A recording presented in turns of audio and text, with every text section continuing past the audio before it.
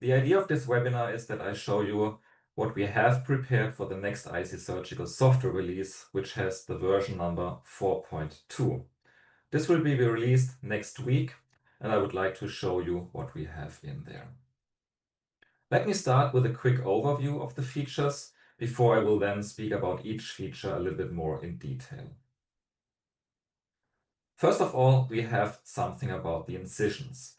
You know that on the cataract head of the Eyesi Surgical, there are 8 physical incisions, and up to now, the trainee was able to use any of them, and he could switch in between the surgery from one incision to another. And we have changed that now, so now the incisions have to be set before the surgery. This means that the trainee has to think about his surgery, where should be the main incision, where should be the paracentesis, and he will set them in the settings, and then he has to stick to them. The second thing we have is we have 2 new capsulorhexis tasks. One is an enlargement training, and the other one is a rescue training. Then we are still working towards a full procedure. You remember in the last release last year, software 4.0, we added for the first time 2 tasks in one task, namely the phaco, the lens removal, and the irrigation aspiration step. So you could seamlessly go from phaco to INA. And now in 4.2, we have 3 tasks in one, namely the hydrodissection, then the lens removal, and then the INA. For the vitreoretinal part, we added guiding elements to the retinal detachment task. This is the most complex task, and there are many ways to do the task, and here we added guiding for the user so that he has a clearer idea on what to do next. And last but not least, and finally, we have translations. So let's talk about the incisions. Here you see the settings screen of a user. Each user can access his personalized settings and they will be saved in his account. And here you have existing things that you know, like setting the head position from frontal to temporal, or setting the staining modes or the video export modes.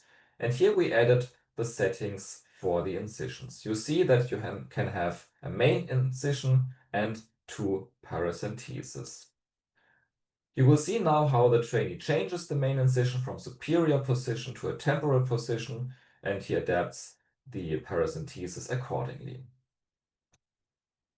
If the trainee goes now in with let's say with a forceps here to the paracentesis, the forceps will be shown because there is an incision, but it's not big enough. So the forceps will not be able to open, and the system will tell the trainee, you should use the forceps in the main incision, which is marked here with a green overlay.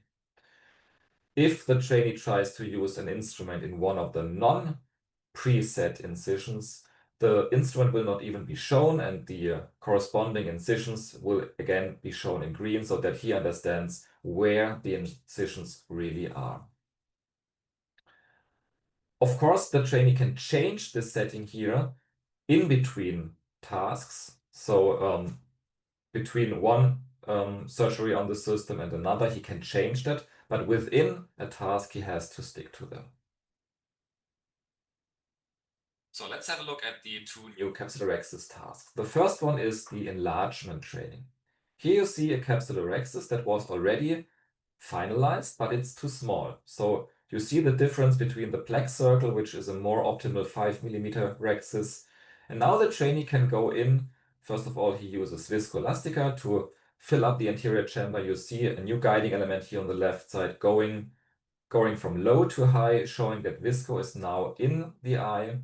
And then he can use instruments to enlarge the rhexis. He can use the cystotome, a bent needle, or the forceps, or he can also use scissors to start a new flap, which is most probably the safest way to do that.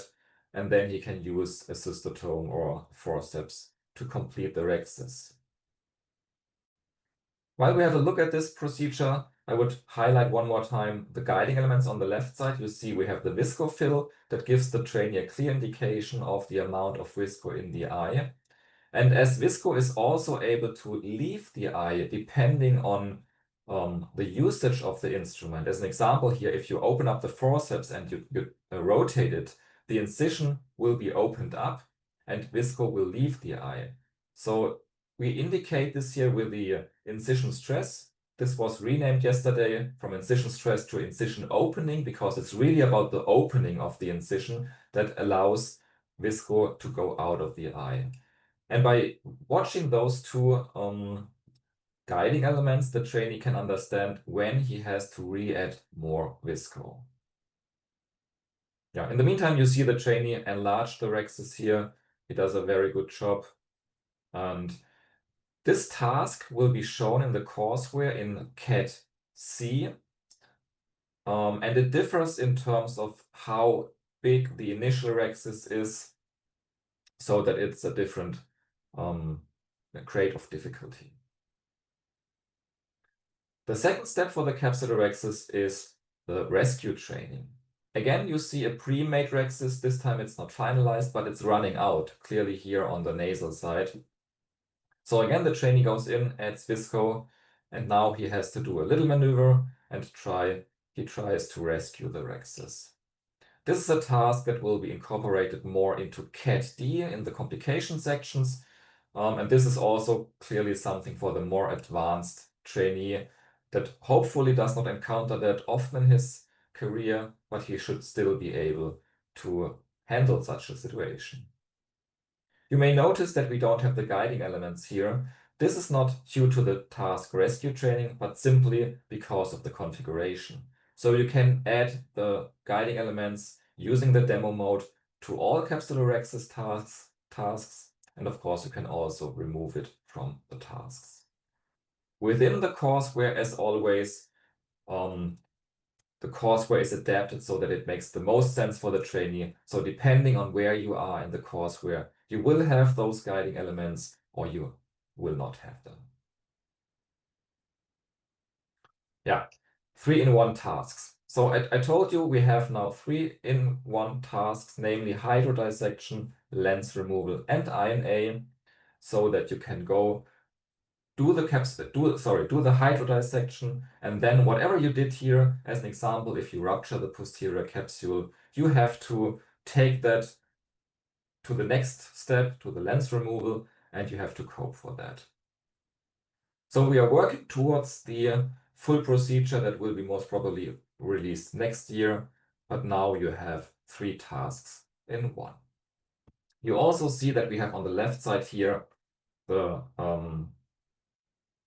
elements that tell the trainee where he is currently. So again, he has a clearer idea on where he currently is in the procedure. Which retinal part? So you know retinal detachment is a quite complex module. There's not a single TriLab that we host where a doctor comes and says, I do it differently, I do a different step first, or I do something else. So we try to guide the trainee through this complex procedure. You see here, it starts with telling the trainee he should do a retinectomy, so remove the green area of the horseshoe tear here. This is because the retractor is currently selected. But now the trainee will change his mind and he will select the PFC cannula and he will try to add PFC to stabilize the retina. And you see the system recognized that, and now he tells him the next step is the PFC stabilization. Please inject PFC. So we have those helping text lines. We have this kind of progress bar that tells the trainee how far he is in the current step that he is doing. And we also have those tick boxes here where you see what step of the surgery was already completed. So the trainee inserts PFC. You see the progress bar is rising. Usually you do that until you reach the lower end of the tear. The system will recognize this, the progress bar is done, and now the system switches to telling him, please use the retractor, set the OR machine to retinectomy,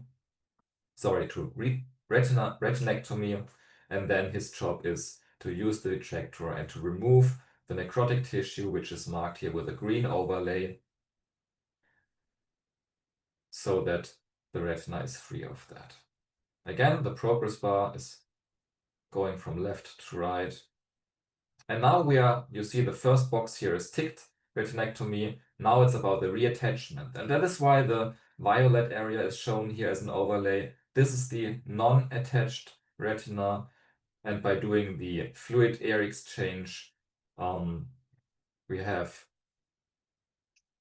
we can change that. So the system advises to put the passive aspirator near the tear. The water level is going down. And you see the overlay color is also going away where it is correctly attached. And let me skip a little bit forward to the laser treatment because I think that's a very impressive thing. Here you see that the next step is to laser the outside of the tear. And again, you see a green area that shows where to laser, but you will also notice that when the laser treatment starts, that the green area is going away wherever it is already stabilized. So the trainee clearly understands where he has set enough laser dots and where he still has to go. Yeah, this feature I think is not only really helpful for the trainee, but also for us, maybe sitting next to a trainee, helping them, because we as well have a more clear idea what the next steps are in this complex surgery. And finally, we have translations. You see here that we have currently Spanish, French, Russian, and simplified Chinese. And the trainee can set this or change this setting everywhere in during his training. So you see here he is in the courseware. On the upper right side, you see this little button that is used in a second to switch to another language. Yeah, those are the translations we have currently. Depending on the feedback, we will add more translations in the future. And then there are a few smaller changes that I would like to show you. The first one you saw already, the guiding elements in the capsulorhexis tasks, namely the amount of visco that is already in the eye and the incision opening that tells the trainee if he currently uses the instrument in a way that visco is leaving the eye because the incision is too wide or too high. This goes very well along with another option that we added for the initial visco fill. So you might remember that when you go to demo mode and you start a capsulorhexis, you have the option for the pre-filled visco in the eye, and the option until now was yes or no. And yes meant there is visco already in the anterior chamber and it will not go away. And now we added initial visco, which means there is also visco initially in the eye, but depending on the incision opening from number 1 here, this might leave the eye and the trainee is advised to add more visco. So the old options stay. No means there is no visco fill in the eye, and yes was renamed to a permanent visco fill. So you have 3 options now: no visco in the eye and the trainee has to do it himself; initial visco, which is a realistic thing because it is there, but it can go away; and permanent, to make beginners training a little bit more easy. Yeah, due to the fact that we have the 3 tasks in one now for the hydro, the lens removal, and the INA, the challenge course that used to be 5 tasks in the beginning, and last year we changed it to 4 tasks because of lens removal and INA have been combined. It's now 3 tasks. Namely, we have now the capsulorhexis, then you have to go to the next module, which is the 3-in-1 hydro, lens removal, INA, and then you have to go to the 3rd task, which is the IOL insertion. And a really small change, but an important one, I think, when we inform the user about the new courseware. So imagine a trainee logs in after the system was updated. We inform him with a little pop-up that tells him, you are assigned to a new courseware. We did that for many years and it was good, but we missed something that tells him, due to the new courseware, there might be new tasks in tiers that you have already completed. And it might look as you have lost some data because there are now empty spaces that you think you have already completed. But in fact, those are new tasks that you can now do and to recomplete your training. So we try to inform the trainee that no data was lost, but instead there is additional new material in his courseware that he can do.